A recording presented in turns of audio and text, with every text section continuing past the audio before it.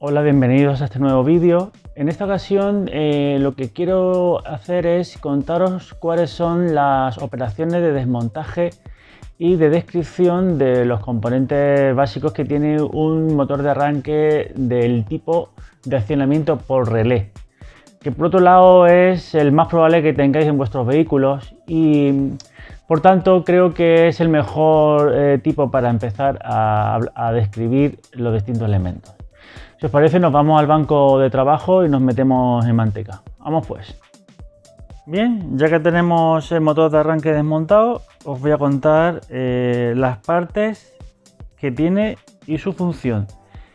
Insisto, no vamos a hacer ningún tipo de comprobación en este vídeo, solamente es descriptivo. Bueno, vamos a empezar por donde siempre me la enseño a mí, que es el estator. Aquí podéis ver el estator. En este caso es de 4 polos, 1 y 2. Cuando digo 4 polos y hago 1 y 2, no me estoy equivocando, es que es polo norte, polo sur, un polo, polo norte, polo sur, otro polo, ¿vale?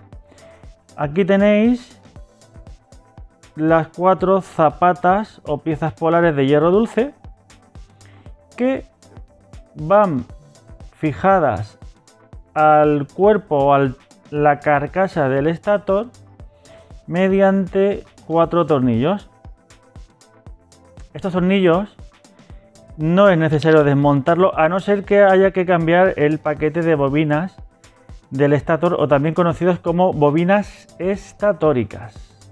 ¿Cómo van montadas las bobinas? Pues es un único paquete de bobinas con sección rectangular. Realmente no son cables, son de sección cilíndrica, son flejes, es decir, son cables de sección rectangular. ¿Por qué? Básicamente permiten que para una sección bastante grande ocupen ese pequeño espacio, lo cual es muy importante porque ese tamaño condiciona el diámetro de la carcasa y por tanto condicionan el tamaño en definitiva del motor de arranque. Si os fijáis, tiene una placa de polipropileno que aísla lo que es la bobina de la carcasa. Con eso lo que evita es que con el tiempo pueda producirse algún tipo de cortocircuito y dañar el componente. Aquí veis unas marquitas y eso delata el cómo se ha fabricado esto. Este núcleo de hierro dulce, porque al final es lo que es un núcleo de hierro dulce, está fabricado por forja.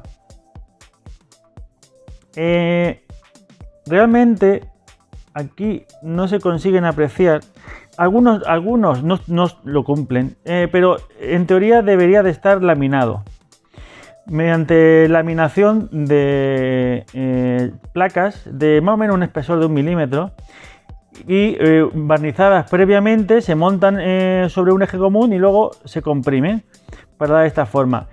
En algunos motores de arranque pequeños como es este, dado que las corrientes parásitas no serán excesivamente grandes, por supuesto eso es gracias a que los campos electromagnéticos son medianos o pequeños, y sobre todo para abaratar costes, pues no laminan la carcasa.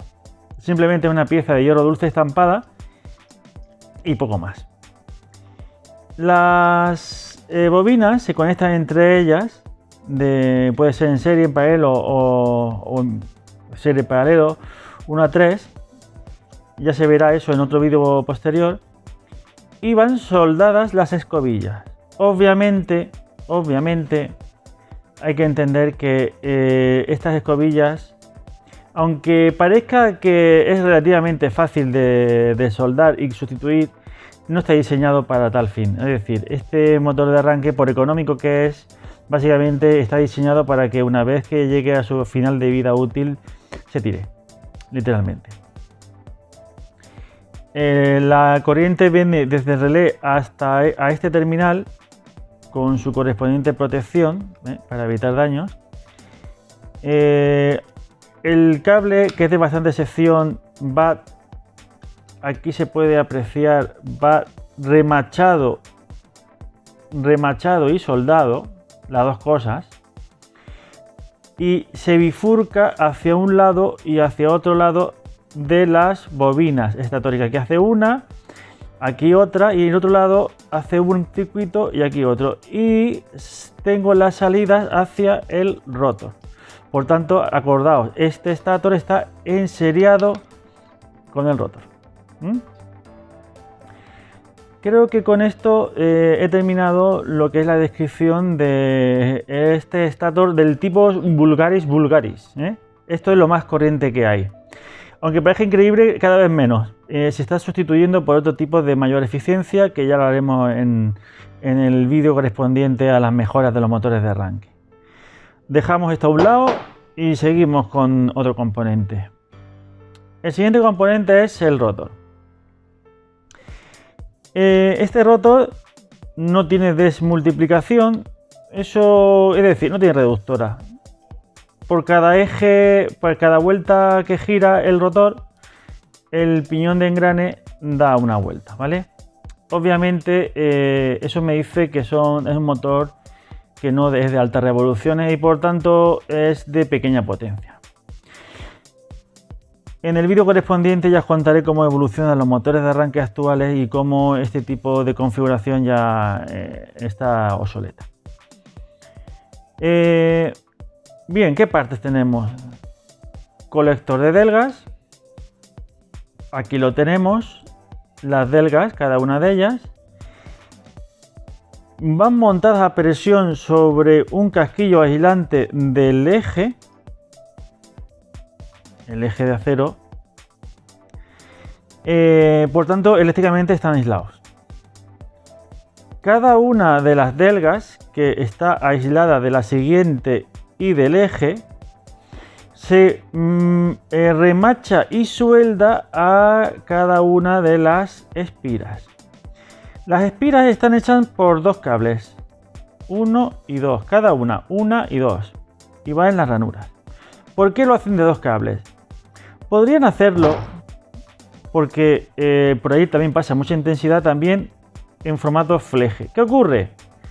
A ver quién es el bonico que consigue un fleje como este,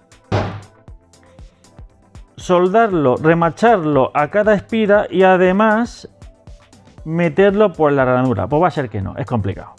Por tanto es mucho más dúctil y más fácil de fabricar haciéndolo con dos hilos de sección media para conseguir un conductor común de alta sección. Aquí en las ranuras se insertan a presión previo plastificado, aquí se ve el plastificado, para evitar que eléctricamente entre en contacto lo que es el tambor con lo que es el conductor. ¿Veis que brilla? Bien, ese brillo no es por estética, es bonito, eso es cierto, es bonito, pero no es por estética. Ese brillo lo que te dice es que está barnizado, efectivamente. Aunque tú veas que se tocan, no se tocan.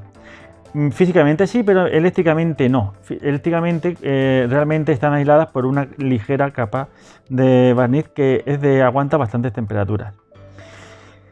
La unión delantera de las espiras es la que veis aquí, la que va desde la delga a la parte activa de la espira y la parte del puente trasero. Los puentes traseros son estos de aquí, ¿vale? Todo el conjunto este es un rotor común de cualquier motor, el que queráis, desde un Scalextric hasta el componente más absurdo que penséis que gire, accionado eléctricamente. Bien, este conjunto va a montar un eje. Hasta ahí bien. Esta es la muñequilla de apoyo del lado colector de delgas y al otro extremo tengo la muñequilla de apoyo del lado accionamiento, que se llama. Bien, ¿por qué esto es un motor de arranque? Mirad, aquí veis cómo este eje, sobre todo la parte que se diferencia de cualquier motor, es esta parte de aquí. Es donde monto el piñón de engrane, que lleva un estriado. Ahí veis el estriado que tiene. Por ahí asoma. Ahí parece que, a ver si enfoco, ahí lo tenéis, ahí está el estriado. Es un estriado de una hélice con un ángulo de hélice bastante pronunciado. La horquilla de accionamiento entra aquí. ¿Veis? Ahí es donde acciona. Y aquí tiene un collarín. Por tanto, si yo con punto de fijo de pivotaje, que es la pieza blanca, actúo, veis cómo es capaz de salir girando. Sale girando.